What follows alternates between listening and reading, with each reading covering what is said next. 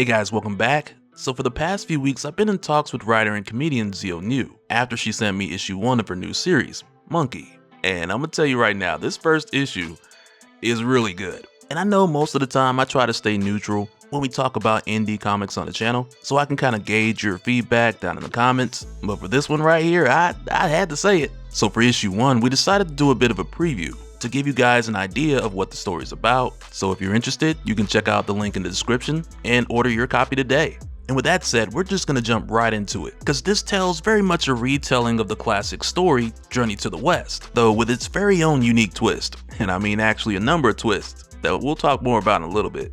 But going into this, we start out in like the 50s or the 60s with us seeing Monkey crash landing right on top of the White House, which immediately takes us to this secret meeting with a ton of government officials who've been trying to catch him for some time. And the events leading up to this crash landing, that's going to be explained later on. Because for this first issue, which really feels like 2 or 3 issues in one, we're instead dropped into the scenario as a way of showing us how badass Monkey is. Because during this meeting, we end up going around the table and getting these different stories by way of flashbacks with these different military leaders talking about their run-ins with Monkey from years past. Which to me, I think is a really creative way to go about this, rather than starting the story out with some slow explanation. Because when we jump through these different stories, we start to get a few reasons why these guys want to take down Monkey so bad. Because in one of these flashbacks, we see a bunch of special forces officers running up on Monkey in a gas station bathroom to where they just open fire on him right away. So not only does Monkey dodge every bullet, but this dude takes a blow dryer and he turns this bathroom into a fire pit. Like he just cooks a bunch of these guys. And the one brave soul who's left, you know, the guy who lived to tell the tale, he's just emptying the clip, but he can't land the shot because Monkey's too fast. And when he runs out of ammo, Monkey is right there waiting with the hot and ready magic blow dryer, which ends this flashback. But when we jump back over to the government meeting, it's here where we start to see how each of these stories have left these guys with lifetime injuries after being a couple of the few sole survivors who have went up against Monkey in an attempt to take him down once and for all and live to tell the tale. So for this one, I don't want to go too deep into it. We've decided to save some surprises for the first time readers, but I will say in this first issue, the main 2 focuses are 1, introducing you to the character, Monkey, and number 2, introducing you to the world built around him, which naturally takes us through a few time jumps along the way. Because again, this first issue, it's a nice size. It's about 60 or 62 pages, something like that.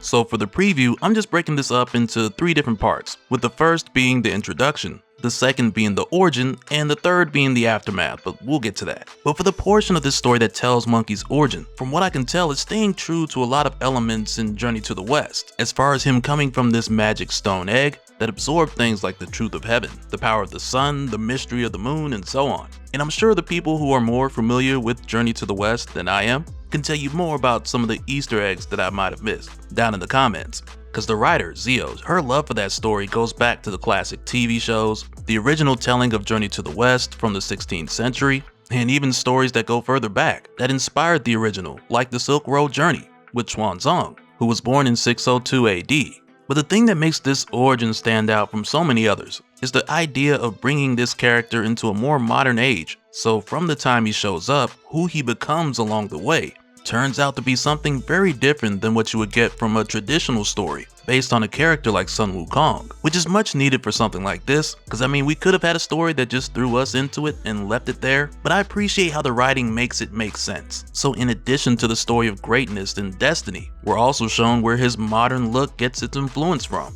And so for the third part of this, which I'm just calling the aftermath, with it being another portion of this story that sets up the world, so following stories can continue the narrative at any point in time after the reader's been made familiar with them.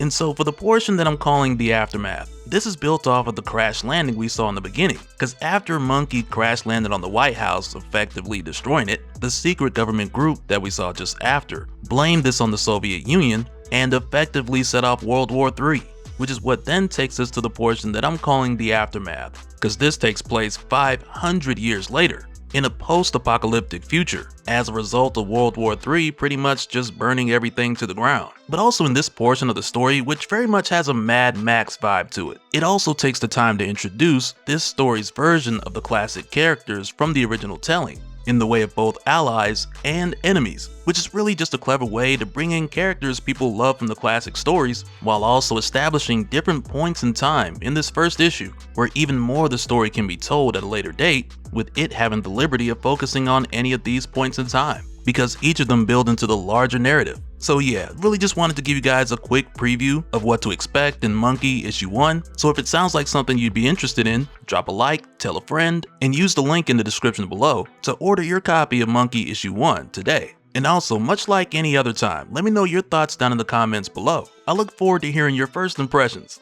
But that'll do it for this one, guys. Drop a like if you enjoyed the video, and I'll see you on the next one. Alright, later.